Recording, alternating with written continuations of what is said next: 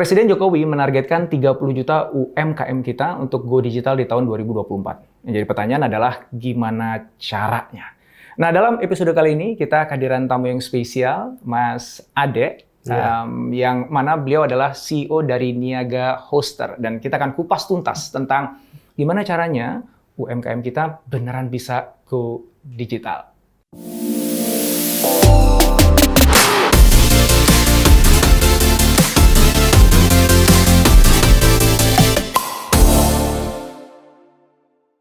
Mas Ade, makasih kesediaan untuk hadir di sini.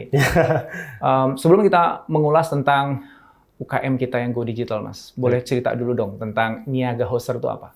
Ya, Niaga Hoster sendiri itu sebenarnya adalah bisnis penyedia solusi online gitu ya. Nah, kita memiliki jasa pembuatan website dan juga kita memberikan penyewaan server seperti web hosting. Nah, jadi itu sebenarnya bisnis utama kita seperti itu sih. Nah, itu menarik tuh. Itu ada hubungannya sangat kuat banget dengan go digital pastinya. Oke, maka kita langsung aja nih nukik ngomongin tentang go digital. Sebelum nanti saya pasti akan tanya lebih jauh tentang bagaimana Mas Ade dengan timnya di Niaga Hoster bisa bantu UMKM kita ya. Nah, ngomongin go digital. Kalau dalam pandangannya Mas Ade nih, go digital tuh apa? Ya, go digital itu sebenarnya suatu konsep yang sebenarnya dari tahun 2000-an milenial dulu tuh udah sering disebutkan gitu ya. Ketika perkembangan komputer dan juga internet, nah itu go digital, bahasa go digital, go online itu sudah mulai dicanangkan dari tahun 2000-an itu tadi. Nah, tapi di Indonesia sendiri sebenarnya kita bisa dibilang cukup jauh terlambat sih ya. Nah, jadi di Indonesia sendiri kan paling juga baru beberapa tahun lalu, 2016-an gitu, kita dari sisi pemerintah tuh juga mulai lebih mencanangkan lagi apa itu go digital, bagaimana para UMKM kita ini harus mulai go online nih, mulai mendapatkan potensi sebesar-besarnya dari internet dan going digital ini tadi. Nah, dan kerasa banget itu ya tentunya pada saat pandemi kemarin ya. Nah, jadi di saat pandemi itu kemarin yang bisa dibilang para bisnis nih mulai terpaksa nih mereka untuk going digital. Nah, jadi kalau misalnya dari pengertian sendiri sih sebenarnya go digital itu bagaimana para bisnis-bisnis ini tadi, para UMKM tadi ini itu mulai mengadopsi teknologi digital ke dalam proses bisnisnya mereka. Ya, jadi kayak misalnya seperti di bisnis operation mereka, yang mungkin sebelumnya itu sangat-sangat konvensional banget gitu ya, kayak paper based, kemudian beralih menjadi computer based. Ke seluruh operasi bisnis mereka sih bisa dibilang seperti kayak dari sisi keuangan, catatan, mungkin dulu sebelumnya itu pakai buku ledger tuh masih dengan masih dengan buku-buku besar itu tadi gitu ya, tapi pada akhirnya sekarang ini mulai diadopsi juga dengan penggunaan komputer. Nah, dan berikutnya lagi tuh bagaimana mereka bisa juga mulai menyajikan produknya. Nah, misalnya kita lihat sendiri nih saat ini untuk melihat menu aja itu udah nggak pakai menu lagi ya. Kita udah di restoran QR code ya. Pada nge-scan QR code. Nah, itu juga salah satu sebenarnya wujud go digital tadi ya. Nah, dan kemudian potensi terbesar lagi dari go digital ini tadi tentunya dengan pemasaran ya, dengan digital marketing. Nah, jadi emang digital marketing ini memang salah satu yang evolusinya itu terjadi paling besar selama era go digital ini tadi gitu. Jadi kayak yang sebelumnya mungkin periklanan ataupun juga metode-metode orang dalam memasarkan itu masih sangat-sangat tradisional banget kayak dengan brosur, dengan segala macam, itu memang masih dilakukan. Kita melihat sendiri itu masih ada dilakukan gitu ya. Nah, tapi kita melihat sendiri juga bahwa sebenarnya saat ini dengan go digital ini tadi, para customer itu juga sudah berubah behavior-nya. Nah, jadi di situ yang bagaimana para pebisnis ini tadi harus mampu untuk bisa mengikuti perubahan itu tadi gitu ya. Berada mereka di tempat yang sekarang ini mereka berada udah di tempat yang berbeda nih. Misalnya contohnya ke pandemi kemarin. Ya ini literally orang di rumah semuanya. Nah, jadi kalau misalnya tetap mempertahankan konsep konvensional tadi ya, ketika melakukan misalnya pameran atau apapun cara pemasaran di secara konvensional tadi, secara offline misalnya, ini nggak ada orangnya yang bisa mendatangi mereka. Dan berikutnya lagi, go digital ini bisa dibilang secara experience dari pelanggannya juga tadi ya. Misalnya tadi seperti kayak cara menyajikan produk itu dengan QR code, Dan experience tadi itu juga makin banyak ya dengan saat ini kita misalnya melihat kayak contohnya di restoran itu kalau misalnya makanan mau datang itu dikasih satu device digital, bunyi, itu kan juga gitu yang bunyi, itu ya. kan juga suatu adopsi digital tadi ya, gitu. Misalnya sebelumnya itu masih konvensional banget dan mereka sudah mulai menggunakan teknologi device seperti itu. Dan yang terbesar lagi itu sebenarnya itu dari sisi budaya perusahaannya juga sih, gitu ya. Nah, jadi dari sisi budaya perusahaannya, bagaimana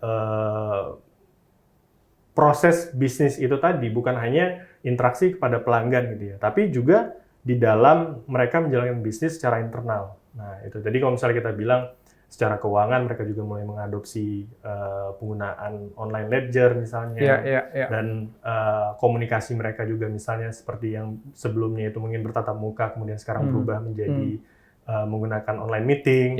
Jadi Go Digital ini sangat-sangat luas banget sebenarnya. Nah, dan kita di Niaga Hoster itu juga pernah sempat memberikan ada salah satu topik pembicaraan gitu ya di salah satu eventnya kita. Itu kita sebut dengan digital prosperity, kita sebutnya. Digital prosperity. Digital prosperity. Prosperity itu apa? Berarti kesejahteraan? Betul, kesejahteraan digital. Nah, jadi ibaratnya adalah jika adopsi dari digital ini tadi itu dilakukan dengan sebaik mungkin, pemilihan tools-nya dan juga bagaimana mereka sudah benar-benar meng-embed semua tech savvy ini tadi ke dalam bisnis perusahaan mereka, itu akan tercapai digital savvy ini tadi. Gitu ya. Akan tercapai digital prosperity ini tadi. Gitu ya. Jadi digital prosperity ini adalah, misalnya contohnya kayak, ya untuk secara komunikasi paling efisien itu mungkin menggunakan chat messenger misalnya seperti itu. Dan juga kemudian kalau misalnya ketika sebenarnya manfaat terbesar dari adopsi digital tadi ini kan juga salah satu adalah efisiensi waktu gitu ya. Nah, efisiensi waktu, bagaimana banyak pekerjaan itu menjadi jauh lebih mudah. Ketika mereka tuh bisa mengefisienkan waktu, dan kita tahu sendiri bahwa ya waktu ini adalah satu resource yang sangat-sangat berharga di dalam bisnis gitu ya. Nah, jadi ketika mereka tuh sudah mulai mengadopsi digital dengan sebaik-baiknya, menggunakan teknologi-teknologi tadi, tools-tools yang tepat bagi setiap proses-proses bisnisnya mereka, inilah yang bisa tercapainya digital prosperity ini tadi.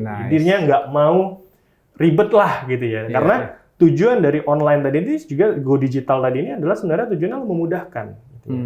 Penggunaan komputer, big data, semuanya itu tadi kan sebenarnya itu tujuannya untuk mengefisienkan, gitu ya. Computing, membantu untuk mempercepat suatu proses. Nah, jadi inilah yang kita sebut dengan digital prosperity. Keren. Yang digital yang ngebuat semua orang ikutan sejahtera. Betul.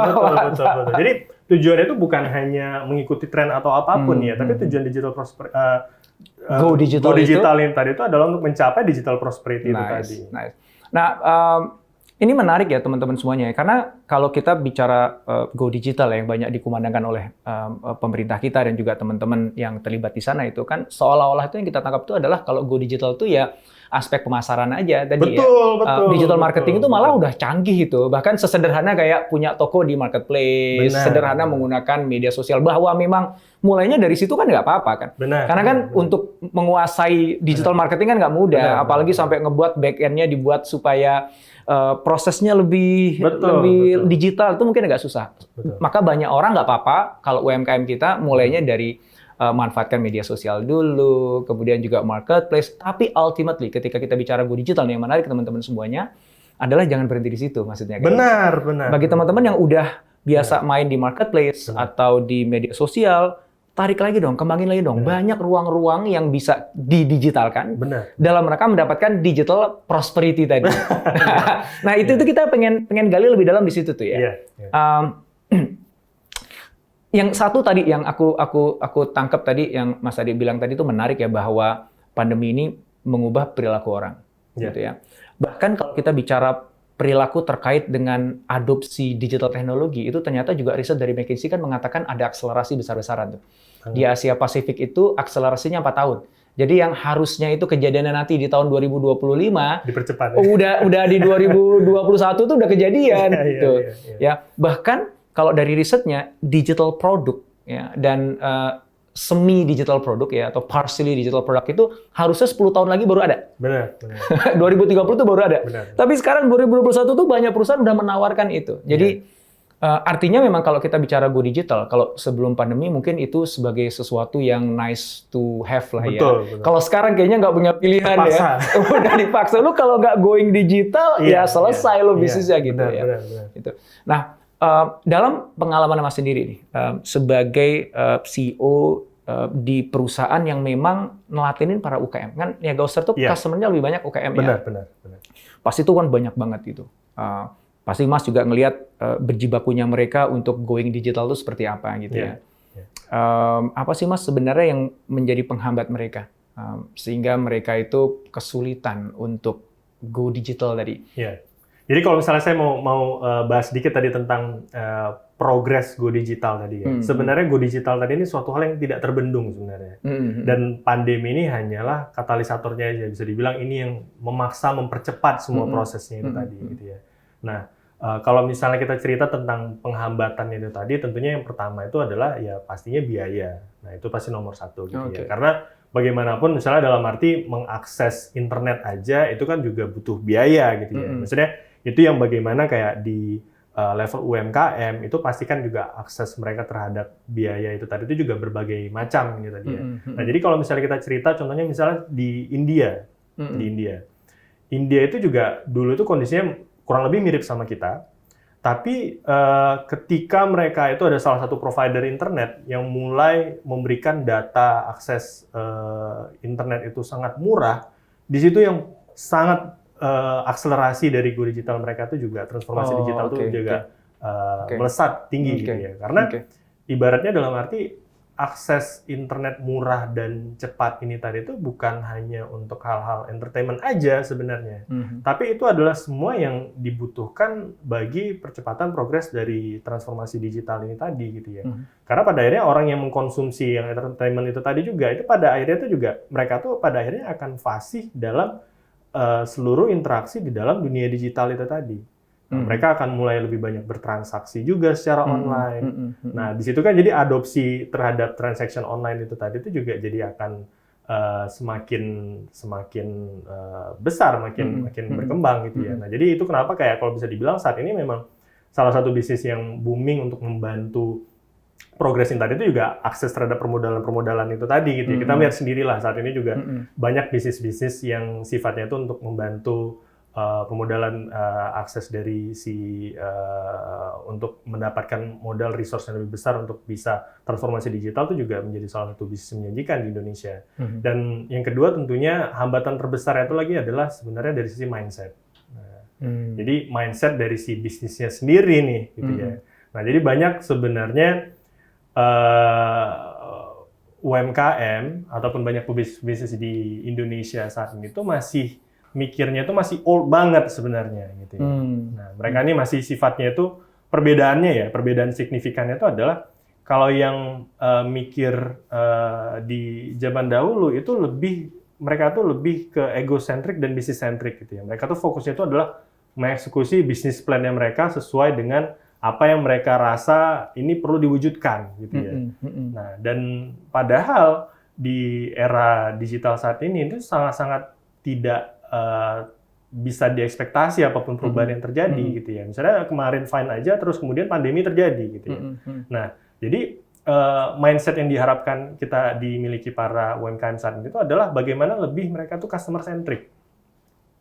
Lebih memahami seperti apa sih kebutuhan dari si customer tadi. Solusi apa yang benar-benar mereka inginkan. Apa yang tepat bagi mereka gitu ya. Dari berbagai macam sisi gitu ya. Dari sisi fitur, layanan, harga, segala macam. Nah, jadi disitulah perubahan mindset dari business centric menjadi customer centric ini yang harus perlu dimiliki para UMKM sebagai bagian mereka itu untuk bisa progressing di dalam dunia digital ini tadi.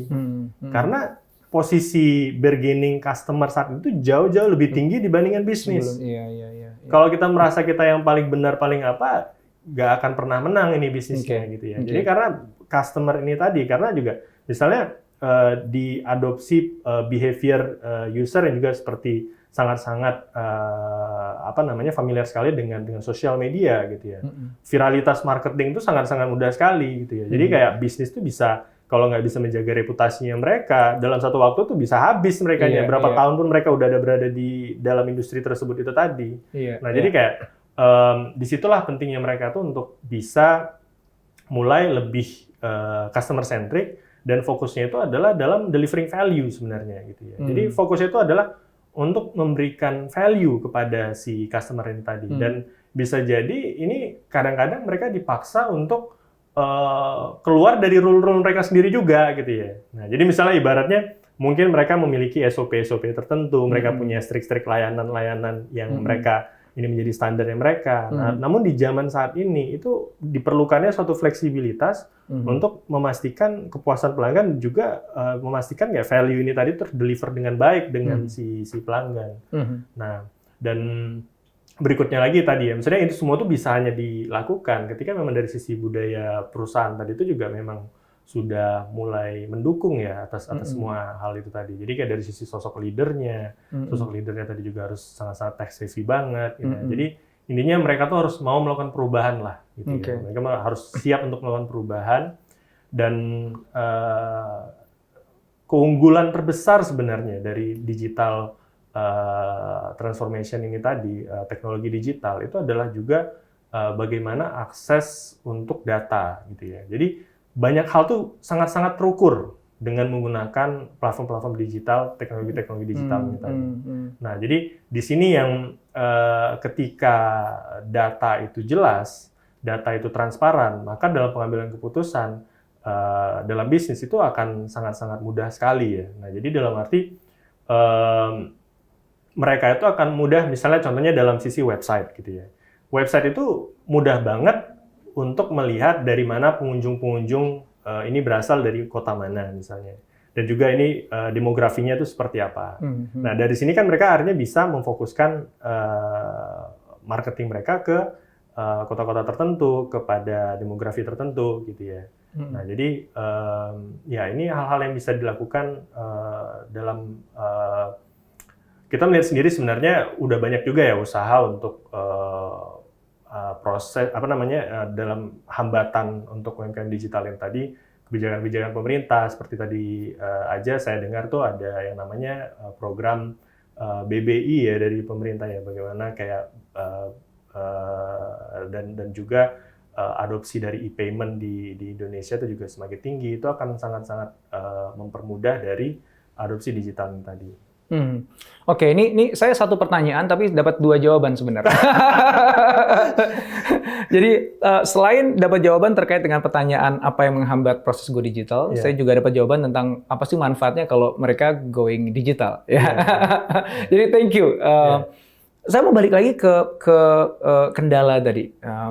Karena ini menarik banget ya teman-teman ya, dari diskusi kita ini kayaknya ini sebenarnya nih obrolan kita ini bukan hanya untuk teman-teman UMKM nih. Ini di korporasi juga sebenarnya masih punya challenge yang sama gitu. Betul, masih banyak juga leader bahkan di level korporasi itu tuh yang masih cukup resisten. Gitu cukup resisten. Mungkin kalau dari sisi pendanaan tadi ya itu mungkin masih jadi isu untuk UMKM, tapi korporasi nggak jadi isu. Nah benar. Tapi kalau urusan mindset,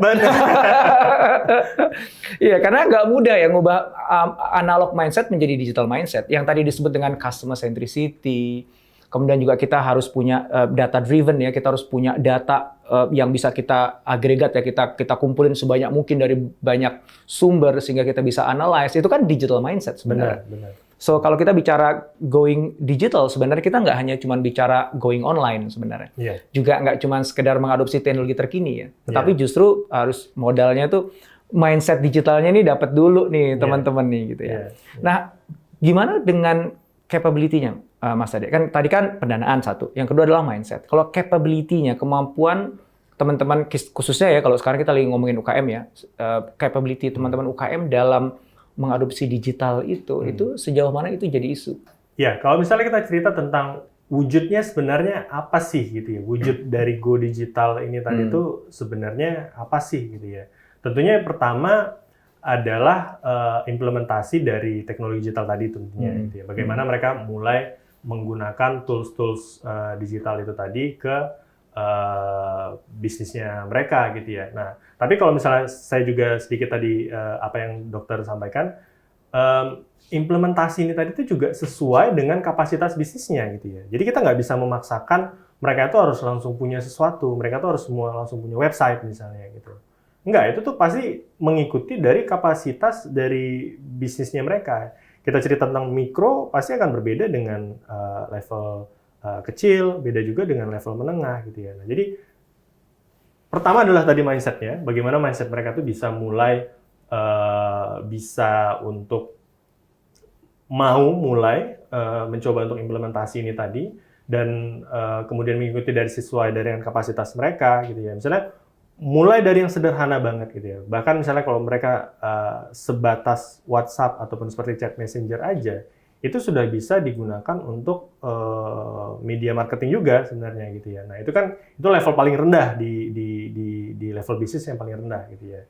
Nah, jadi itu kenapa sesuai kapasitas tadi, kalau misalnya ketika mereka sudah mulai mendapatkan traksi dari bisnisnya, mereka sudah mulai berkembang dari sisi bisnisnya, di sini yang mereka juga pasti akan memiliki kemampuan yang lebih besar lagi untuk mengadopsi teknologi digital yang lebih besar gitu ya. Jadi kayak saat ini yang free ya tentunya dengan sosial media dan kemudian tahapan berikutnya itu mungkin mereka akan mulai menggunakan marketplace gitu ya. Dan pada akhirnya itu mereka juga bisa mulai memiliki website dan ataupun juga mulai bisa mendeploy sistem aplikasi yang lebih rumit lagi bagi kebutuhan dari business operation mereka. Nah, jadi di situ yang bagaimana mindset leader ini tadi itu sangat-sangat dibutuhkan untuk lebih digital savvy ya.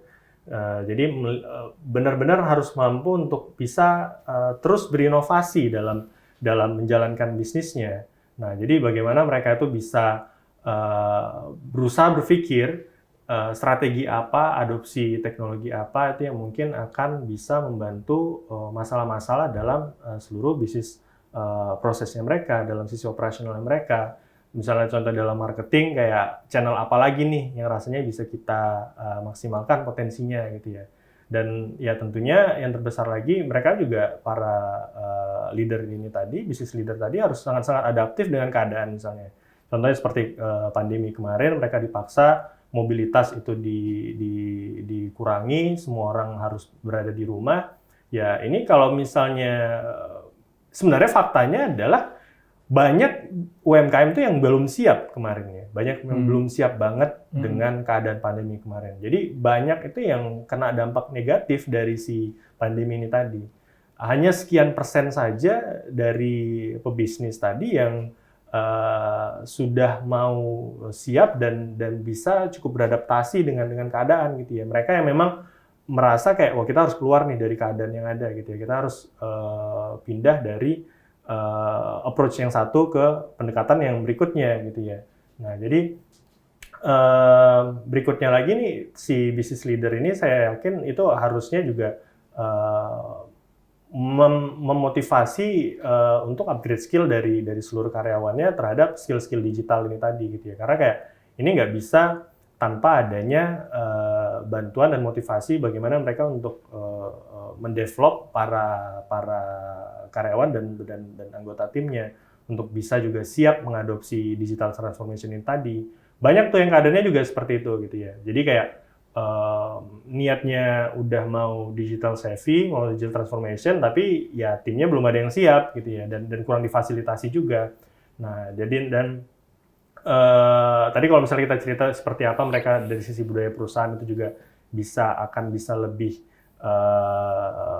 masuk lagi ke digital transformation ini tadi dari sisi komunikasi, bagaimana juga mereka berkolaborasi di dalam tim, itu juga udah sangat-sangat berbeda banget ketika misalnya mereka sudah mulai mengimplementasikan si teknologi-teknologi digital ini tadi gitu ya. Mereka akan jauh lebih efisien, terus kemudian juga mereka bisa lebih transparan dalam sisi komunikasi juga, kayak ibaratnya seluruh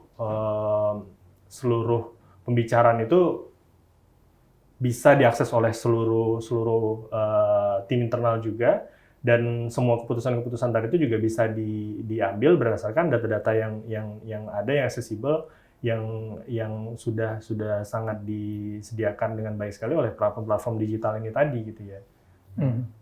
Oke, artinya bervariasi. Jadi ada UKM yang memang benar-benar masih buta banget, harus start dari awal. Benar. Dan ya udah mulai dari apa yang bisa aja dulu. Kalau memang bisanya marketplace, karena itu mudah, udah dipandu sama marketplace-nya, silakan. Mau media sosial dulu untuk jualan, silakan. Tapi over time harus mau invest, ngajarin baik ownernya dulu ya, si pebisnisnya dulu yang harus belajar tentang digital dulu. Kemudian ajak anggota timnya untuk mulai menguasai digital sampai nanti bahkan bagaimana komunikasi internalnya, bagaimana mengelola bisnis prosesnya pun nanti akan jadi digital. Cuman itu sebuah perjalanan. Jadi kalau pertanyaannya tadi adalah seberapa siap capability-nya, ya mungkin nggak ada satu jawaban tunggal untuk itu ya, karena beragamnya UMKM kita. Jadi ikut aja, pokoknya kamu ada di level mana, ya udah start aja dari situ dulu gitu. Benar. Jangan dia sama sekali nggak ngerti digital, tiba-tiba langsung pengen buat ERP misalnya. Betul. Atau udahlah cari yang gampang aja, yang gratisan aja dulu bahkan gitu ya. Betul. Nah, bagi teman-teman yang corporate tentu saja udah beda dong bicaranya ya. Jadi harus mengakses dulu kondisi sekarang seperti apa, di mana gap yang dirasa itu menjadi faktor yang menghambat produktivitas, ya bagaimana menghambat pelayanan kepada customer, baru kemudian dipetakan, oh berarti transformasi digitalnya tadi udah ditetapkan arahnya, habis itu baru mau invest ke sana. Jadi memang begitulah Indonesia ya. Kita sangat beragam di Indonesia ini gitu. Nah, sekarang saya mau bicara tentang niaga hosternya nih justru nih.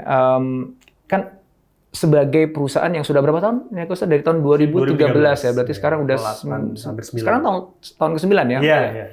Nah, ini kan pasti udah melewati berbagai iterasi dari sisi produk ataupun layanan yang pasti customer centric dong, niaga hoster ya kan ya. Dan menyadari bahwa memang UMKM kita tuh begitu beragamnya tadi gitu ya. Bahkan saya nggak tahu, bisa jadi niaga hoster juga melayani beberapa, mungkin belum level corporate ya, tapi perusahaan-perusahaan yang cukup signifikan dari sisi omset kan, mereka nggak bisa masuk kategori UMKM gitu ya. Mungkin udah perusahaan besar gitu ya. Nah, apa sih yang niaga hoster sekarang ini miliki, baik itu produk atau layanan gitu, yang bisa bantu teman-teman UKM ini, atau termasuk mungkin ya di atas UKM lah, perusahaan besar ya, mungkin belum level korporasi gitu ya, supaya mereka bisa lebih smooth memasuki proses go digitalnya tadi. Jadi ada yang sangat mikro tadi, yang benar-benar waduh masih buta banget gitu ya, sampai yang udah lumayan lah, udah biasa main media sosial gitu ya, udah punya marketplace, bahkan udah punya toko di marketplace. Nah, itu apa aja tuh? Nah, sebelumnya itu kita di Niaga Hoster tuh sangat-sangat termotivasi sekali, itu terinspirasi dengan misi perusahaan kita sendiri ya. Jadi misi perusahaan kita itu adalah untuk memberdayakan jutaan masyarakat di Indonesia itu untuk sukses secara online. Nah, jadi sukses secara online. Nah, jadi kalau memang untuk saat ini layanan kita itu ada di website gitu ya. Kita ada di website dan juga di web hosting. Nah, jadi di Niaga Hoster sendiri kita itu sangat-sangat memiliki keyakinan yang besar dengan website sebagai digital aset yang paling utama yang dibutuhkan oleh para UMKM ini sendiri tadi. Ya. Karena dengan website ini tadi, mereka itu bisa menciptakan suatu pengalaman yang unik. Di situ mereka tuh bisa benar-benar menampilkan citra, brand, dan karakter dari bisnis mereka gitu ya, melalui dari sisi tampilannya, informasi yang disampaikan, dan juga bagaimana mereka itu bisa pengalaman dari pelanggannya itu tadi bisa untuk dikonsep sedemikian rupa untuk menunjukkan inilah citra mereka gitu ya. Misalnya contohnya kayak kita mau nunjukin bahwa kita itu adalah sosok yang care dengan pelanggan. Nah, itu bisa dikonsep sedemikian rupa dengan websitenya mereka tadi untuk menunjukkan brand message itu tadi gitu ya. Nah, yang itu tidak bisa diperoleh kalau dia hanya pakai di marketplace. Benar. Ya, jadi sebenarnya itu tadi ya, maksudnya kalau memang sesuai dengan kapabilitas tadi itu memang mungkin ada yang memulai dengan chat messenger terlebih dahulu gitu ya. Jualan lewat WhatsApp gitu misalnya. Iya, jualan lewat WhatsApp, terus kemudian mungkin dengan sosial media, dan kemudian dengan marketplace. Nah, ini kan sebenarnya semuanya itu punya pros and cons-nya masing-masing gitu ya. misalnya ibaratnya kayak sosial media, ketika kamu punya ribuan produk itu akan sangat sulit sekali untuk bisa menciptakan pengalaman user yang baik bagi mereka untuk bisa memilih produk yang sesuai dengan kebutuhan mereka gitu ya. Sosial media itu baik sekali itu untuk menunjukkan awareness, untuk memberikan impresi dari brandnya, tapi bukan untuk dalam data transaksi misalnya. Gitu juga dengan marketplace misalnya. Kita lihat sendiri kayak marketplace itu kan udah sangat custom sekali gitu ya. Dari sisi pengalaman, dari sisi user experience-nya juga yang ngikut dengan si platformnya itu tadi gitu ya. Dan pada akhirnya apa? Persaingan di marketplace ini tuh lebih kepada persaingan harga, lebih kepada persaingan umumnya persaingan harga sih pada akhirnya. Karena uniqueness-nya hilang dari perusahaan itu atau produknya ya. Iya. Bukan berarti bisnis tadi itu dilarang untuk menggunakan platform ini tadi juga gitu ya. Tapi dengan website ini tadi, ya mereka bisa untuk tampil secara unik gitu ya. Nah jadi di Niaga All Star kita ada yang namanya tuh website instan.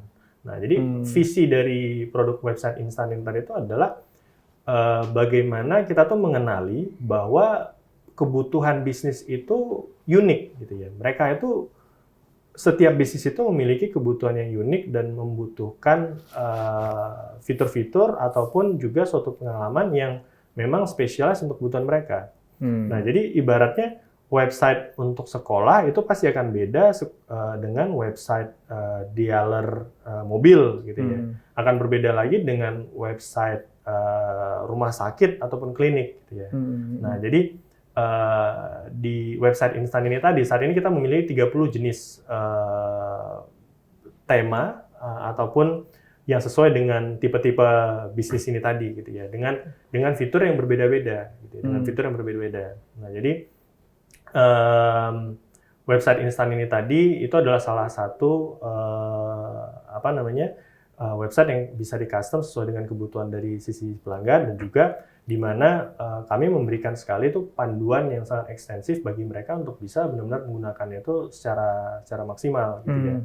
Dan itu sebenarnya bisa dibilang salah satu usaha investasi terbesar kami sebenarnya, yaitu adalah dalam menyediakan konten-konten edukatif. Ya. Nah, jadi konten-konten edukatif yang sifatnya itu kami sediakan dalam berbagai format dan juga mengupas tuntas secara intensif ke dalam topik-topik tertentu sehingga pada akhirnya si user ketika mereka mulai menggunakan si website instan tadi ini tentunya ya mereka akan bisa dengan mudah untuk melakukannya sendiri gitu ya. Nah, di luar dari website instan tadi sendiri kita juga sebenarnya ada jasa. Kita ada jasa di mana dalam arti kalau misalnya website instan tadi ini kan suatu solusi bagi bisnis yang mau mencoba untuk mendevelop website-nya sendiri. Nah, kalau misalnya kita cerita tentang si Niagap ini tadi, ini lebih kepada jasa. Jadi tepat bagi misalnya kayak pada bisnis-bisnis itu yang sifatnya itu ingin membutuhkan tenaga profesional yang benar-benar bisa paham seperti apa customisasi dari pengalaman website user yang bisa diciptakan di website yang mereka itu tadi gitu ya, dengan tampilan yang sangat-sangat profesional dan juga dengan fungsi-fungsi yang memang sesuai dengan kebutuhannya mereka. Nah, dan di luar dari website itu tadi sendiri, memang bisnis utama kita itu ada di web hosting gitu ya. Nah, jadi kalau cerita web hosting sendiri ini kan sebenarnya web hosting ini bahan baku utama Go Online sebenarnya bisa dibilang itu ya. Web hosting ini adalah sebenarnya kita menyediakan penyewaan server gitu ya. Menyediakan penyewaan server. Nah, jadi web hosting ini juga terbagi dengan berbagai macam sesuai dengan level dan kapasitas bisnis juga. Kita ada share hosting itu bagi pebisnis yang sifatnya masih newbie, masih pemula yang masih sifatnya itu mau coba-coba.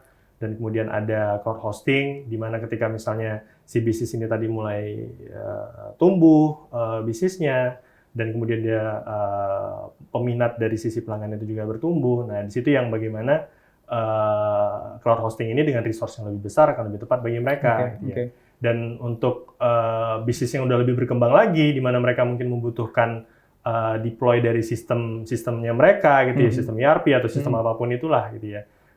Kita juga ada VPS hostingnya di situ. Nah, jadi kami menyediakan layanan hosting maupun website itu juga sesuai dengan kapabilitas dari si kliennya, UMKM-nya. Iya. Oke. intinya adalah dimanapun posisi si UKM-nya tadi, apakah benar-benar newbie banget atau dia sudah cukup advance, dan Niaga Oster bisa support gitu ya.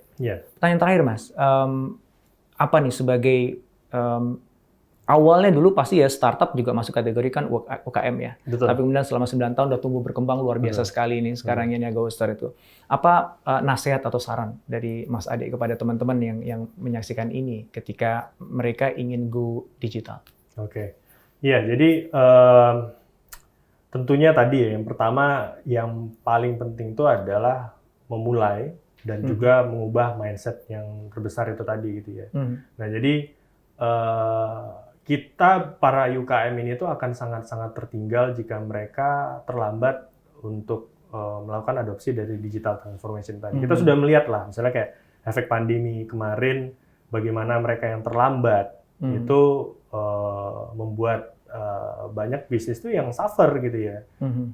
Yang mungkin ibaratnya apa ya, misalnya mereka pernah mendengar nih dengan kayak go digital, tapi mungkin selama ini tuh mengabaikan ya. Tapi ketika momennya ada, nah di situ mereka sudah cukup tertinggal. Nah jadi yang paling penting itu adalah bagi UMKM ketika mereka sudah siap untuk go digital, itu penting sekali bagi mereka itu untuk berada di semua channel yang ada. Gitu ya.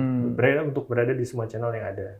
Nah, dan maksud saya di sini itu banyak sekali sebenarnya itu channel-channel itu yang membutuhkan investasi yang rendah gitu ya. Misalnya banyak sekali kayak seperti sosial media, terus kemudian listing seperti di Maps di Google, bahkan listing yang seperti itu ya Google My Business gitu. Nah, jadi mereka itu perlu berada di semua channel-channel itu tadi. Karena kita melihat behavior user yang sudah berubah saat ini, gitu ya. Kita melihat behavior user yang sangat berubah. Pertama, sedikit sekali itu user yang beli langsung beli, gitu ya. Beli, lihat produk langsung beli, gitu ya. Nah, itu pastinya mereka saat ini mereka jauh-jauh lebih smart dan lebih kritis. Mereka melakukan perbandingan-perbandingan itu tadi. Nah, dan kita nggak pernah tahu di poin mana mereka itu bisa menemukan kita. Dengan kita berada di banyak channel-channel ini tadi, maka makin besar kemungkinan kita itu untuk ditemukan dan hadir gitu ya di dalam proses discovery-nya mereka, dalam proses pencarian dan review produknya mereka. Gitu. Kita melihat sendirilah saat ini, misalnya kayak adopsi sosial media, orang bangun tidur juga saat ini tuh langsung lihat sosial media dulu gitu ya, sosial media, WhatsApp segala macam. Jadi behavior ini yang sangat-sangat mengubah gitu ya. Jadi ibaratnya kayak ya perusahaan sosial media ini sendiri juga udah berubah menjadi perusahaan iklan terbesar di dunia gitu ya. Jadi kayak kita mendapatkan exposure produk-produk ini tadi tuh di momen yang kita tuh sebenarnya tuh nggak kita harapkan juga gitu. Kita niatnya mau cuma ngupdate aja, mau tahu kondisi seperti apa, kita kena exposure produk, kita exposure layanan. Dan bukan hanya dari sisi iklan ya, tapi kadang-kadang juga teman-teman kita sendiri melakukan review produk. Nah ini kan juga menimbulkan minat gitu ya. Nah jadi penting sekali bagi si UMKM tadi ini untuk sudah mencoba untuk memulai menggunakan di seluruh online channel yang ada gitu ya. Dan tentunya yang kedua, saya bisa merekomendasikan konten marketing sih. Nah, konten marketing bagaimana kayak itu salah satu strategi yang cukup berhasil bagi kami juga di Niaga Oster. Bagaimana konten informatif, edukasi ini sesuatu tuh yang akan membantu bagi para UMKM ini tadi gitu. Jadi kayak ketika mereka sudah hadir di online channel tadi, mereka tuh juga sudah bukan hanya berada tapi juga bisa mulai aktif sharing gitu ya. Sharing terhadap produknya, sharing terhadap kelebihan-kelebihan dari produk mereka juga gitu ya. Ini akan memberikan edukasi juga, ini akan menampilkan kepercayaan kepada bisnis mereka. Nah, dan tentunya tadi saya sampaikan juga kayak fokus ke customer centric dan juga fokus dalam delivering value, karena dengan fokus dalam delivering value ini tadi di era informasi dan sosial media saat ini itu ya viralitas marketing itu yang sangat-sangat mudah untuk melesatkan pertumbuhan dari bisnis gitu ya. Jadi ketika hal-hal yang sederhana aja ya kita lihat sendirilah, mungkin kemarin ada yang jualan apa tuh yang roti itu dalam seketika dia bisa langsung viral sebesar itu gitu ya. Nah, dan itu kan karena mereka juga sudah mulai menggunakan sosial media misalnya. Nah, jadi penting sekali bagi para UMKM ini untuk langsung untuk memulai dan mencoba untuk berada di seluruh online channel yang mereka mampu sesuai dengan kapabilitas mereka. Dan yang terakhir tentunya buat website ya, karena website tadi adalah aset digital utama yang ibaratnya dengan nama domain mereka itulah sesuatu yang mereka tuh bisa merupakan ultimate branding mereka. Mereka bisa berikan kepada siapa saja yang mengenal mereka dan seluruh experience dari si pelanggan dan juga karakter bisnis mereka tuh bisa ditampilkan dengan sebaik-baiknya di situ. Oke, thank you banget Mas Ade untuk sharingnya, ilmu dan pengalamannya, manfaat banget untuk kita semuanya. Thank you, makasih. Terima kasih.